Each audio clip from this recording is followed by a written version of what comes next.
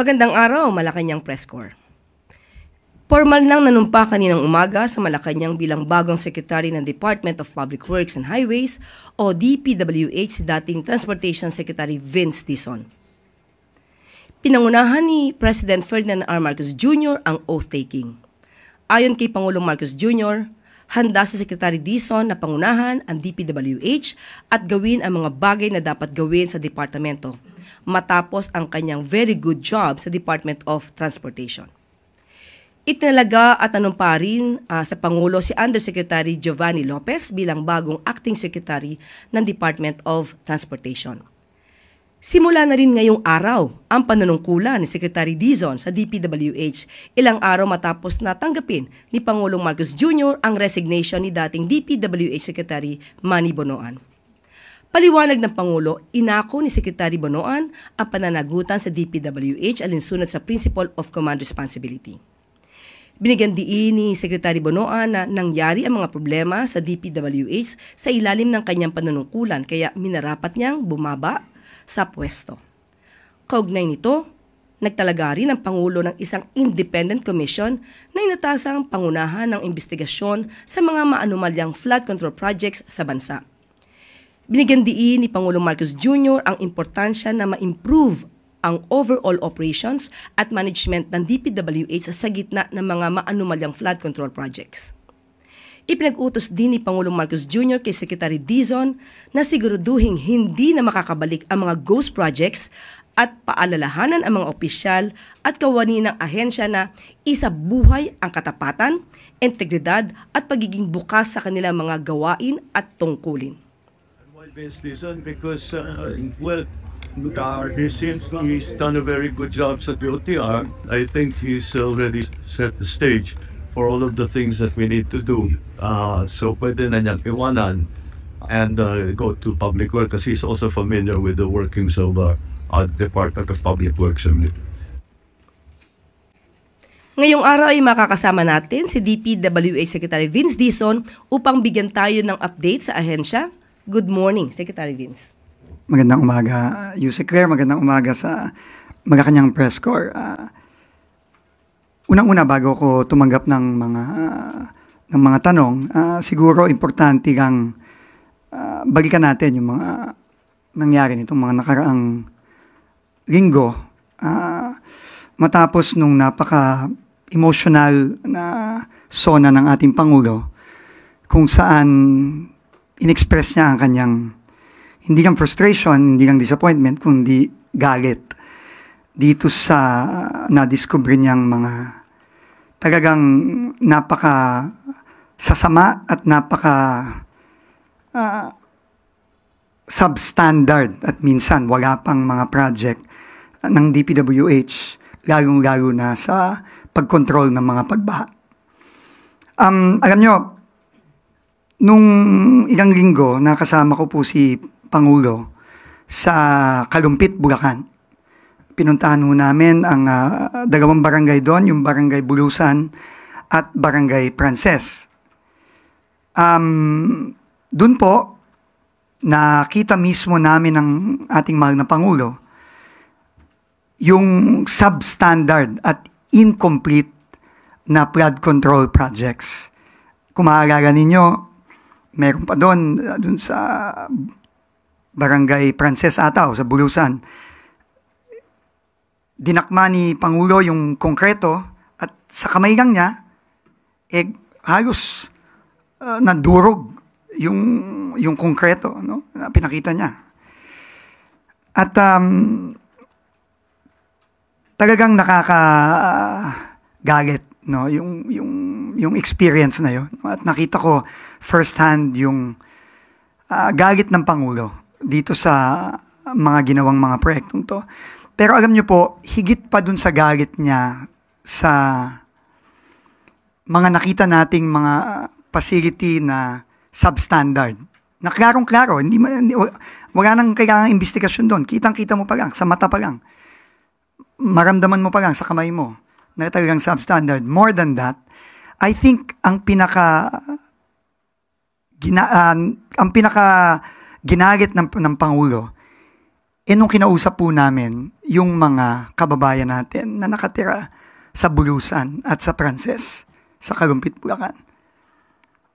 Alam nyo, yung mga tao po doon, ang sabi nila sa Pangulo, Sir, kayo pa lang ang kauna-unahang national government official na nagpunta dito sa amin.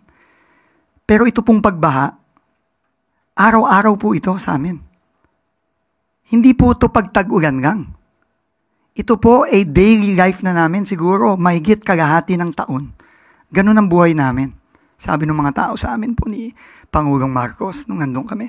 At doon ko talaga halos hindi ko na humapinta yung mukha ng ating Pangulo dahil yung sakit ng loob niya, nakita ko po at naramdaman ko nung nakausap niya yung mga kababayan natin doon. Alam niyo yung mga water line doon, nakikita mo na eh. Minsan naabot ng 5 feet eh. No, yung water line, no? At nakikita mo na talagang doon na. Ibig sabihin, tataas baba na lang ang baha doon. Hindi question na may baha o wala. Ang question doon, gaano kataas ang baha. Kaya po nakakalungkot po talaga at nakakagalit itong mga nangyaring ito. Kaya nga po tingin ko, simula noon, talagang inikot ng Pangulong maraming mga proyekto. At yun, nakita po natin, no? After every inspection, the President got angrier and angrier. No, doon pong nasa Baguio siya, halimbawa, nung kasama po niya si Baguio Mayor Benji Magalong. Yung sinabi niya, ito, daang-daang milyon to. Pero wala to, tinapon lang sa ilog yung pondong ito. Kasi useless itong proyektong to, sabi ng ating Pangulo. Kaya po talaga, tingin ko, umabot na sa punto na talagang yung galit ng ating Pangulo, kailangan, ang sabi niya ay kailangan mag-translate na into concrete action. Kailangan itong galit, itong sakit na nararamdaman, hindi lamang ng ating Pangulo, kundi ng lahat ng mga kababayan natin. Dahil dito sa mga nangyari sa DPWH. At yung hirap na dinaranas ng mga kababayan natin, kailangan gawa na ng konkretong aksyon. So, nandito po ako ngayon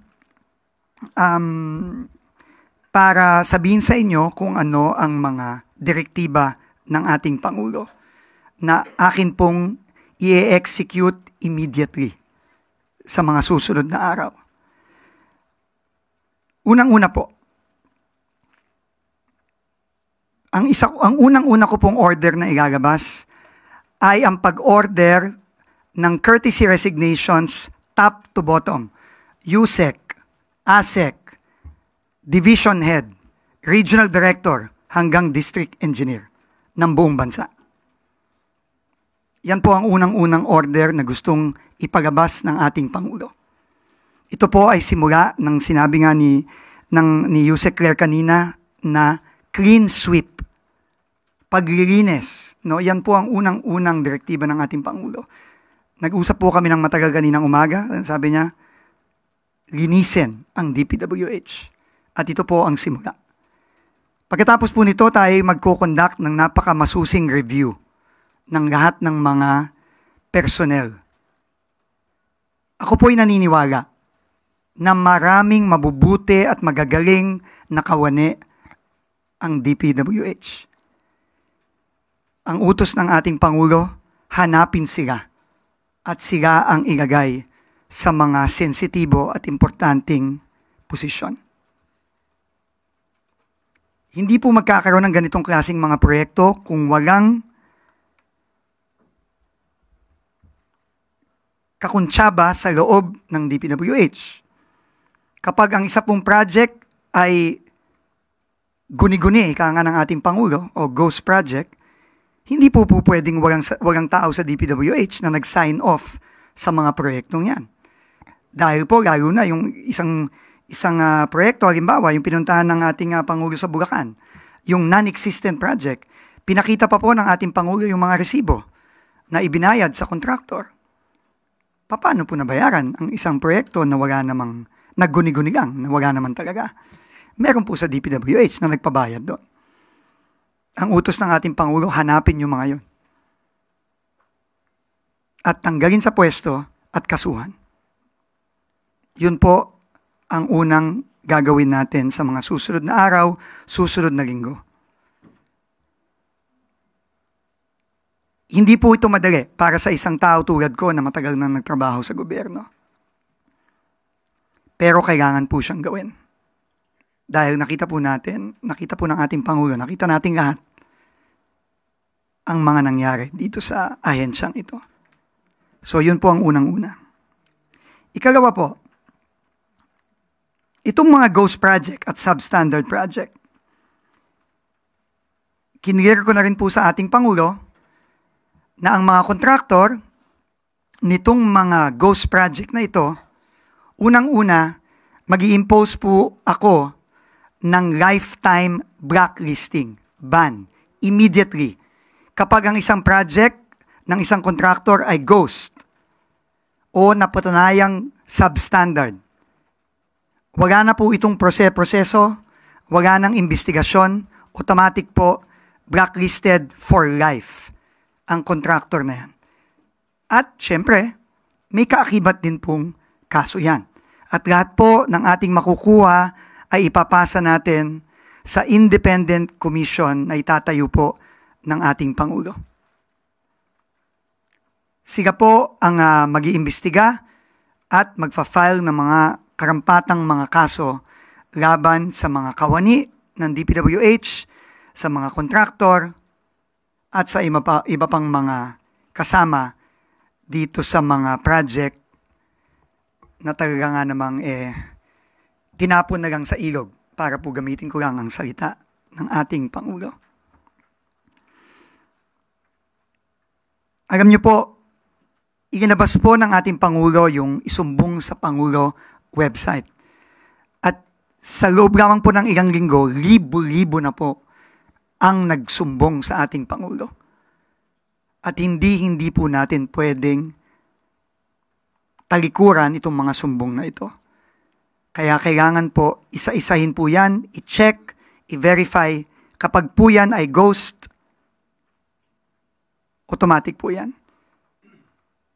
Kung ang mga proseso po ngayon sa DPWH hindi nag-aalaw para sa automatic at meron pang mga proseso kahit ghost na yung proyekto, babaguhin po natin ang mga prosesong yan. Hindi na po natin kailangan mag-imbestiga kung ang project ay ghost. Si Attorney Claire po ay tumatango dahil abogada po siya. Hindi na po kailangan yon. Kita mo na ghost Mag-iimbestiga pa ba tayo? Finally po, isa sa mga gagawin po natin immediately, nakausap ko na rin po ang ating Pangulo at si Secretary Chris Roque ng DTI. Magkakaroon po tayo ng sweeping revamp sa tulong ng ating Secretary of Trade and Industry at ng Office of the President ng PCAB. Narinig po natin yan sa mga investigasyon sa Senado. Na-mention po yan ni Senator Ping Lacson. Kasama din po yan dito sa napakalaking web ng kadahilanan dito sa mga napakasamang mga proyekto na ginamit ang pondo ng bayan at dahilan kung bakit hirap na hirap po ang ating mga kababayan, hindi lamang sa Bulacan, hindi lamang sa Metro Manila, kundi all over the country. So yan po ang tatlong unang-una nating gagawin sa mga susunod na araw. Uulitin ko po, ang utos po ng ating Pangulo ay mag-clean house. Linisin ang ahensya. Pero, hindi lang po yun ang direktiba ng Pangulo at hindi lang po yun ang ating magiging trabaho sa DPWH. Kailangan din nating immediately ni-address ang mga napakabigat na problema natin sa pagbaha. Hindi po ako makapaniwala dun sa mga nakita nating lahat na images at video sa Quezon City, sa Maynila at sa iba pang parte ng Metro Manila nitong mga nakaraang araw. Ngayon nga po ako nakakita ng ganun. Doon po sa EDSA Corner Mother Ignacia. Ngayon nga ako nakakita ng ganun. Nakita ko po yung post ni Mayor Vico Soto, yung sa Katipunan, sa Ateneo. Ngayon nga po, may dahilan po yan. At ang dahilan po yan ay build up ng dekada, hindi lang taon. Dekada po yan ng neglect, dekada po yan ng maling mga proyekto, dekada po yan ng korupsyon. Dekada na po yan. Kailangan po nating i-address yan right away. Hindi po madali ito. No? Hindi po, wala pong milagro dito. Walang silver bullet, walang bukas, ayos na to lahat. This will take time. Because it has taken decades for this to build up like this. But we have to start somewhere. Sabi ng ating Pangulo, mag-umpisa na tayo. Tama na. Enough is enough, sabi ng ating Pangulo. Yun po ang ating gagawin. Kaya sa mga susunod din pong araw, ako po ay makikipag-meeting sa lahat ng iba't ibang ahensya ng gobyerno, tulad ng MMDA, sa lahat ng LGUs ng Maynila at ng mga key regions na tinatamaan ng baha ngayon, tulad ng Bulacan at iba pang mga probinsya. At makikipag-usap din tayo sa private sector. Lalo na, kung naaalala nyo po, si Mr. Ramon Ang po mismo, ang may-ari at presidente ng San Miguel, nag-offer po siya. Kailangan po nating humingi ng tulong sa pribadong sektor. Hindi to, massive effort po ito. Itong pag-aayos ng baha, short term, hindi po ito pwedeng tingi-tingi. Hindi po pwede ito ng 1 araw, 2 araw, 3 araw na paglilinis ng estero. Hindi po pwede yan. Dekada na po itong nag-pile up. Ito po ay massive effort. Unprecedented. And hindi po kaya ito ng national government lang. Kailangan natin ng local government, kailangan natin ng pribadong sektor. Yan po ang sabi ng ating Pangulo kanina sa akin, mobilize this massive effort involving all sectors of society, including the private sector. Kailangan po maayos natin to. Hindi ko po matatanggap at hindi po matatanggap ng ating Pangulo na manunood na lang po tayong lahat sa TV habang ang mga kababayan natin ay nagduro sa araw-araw.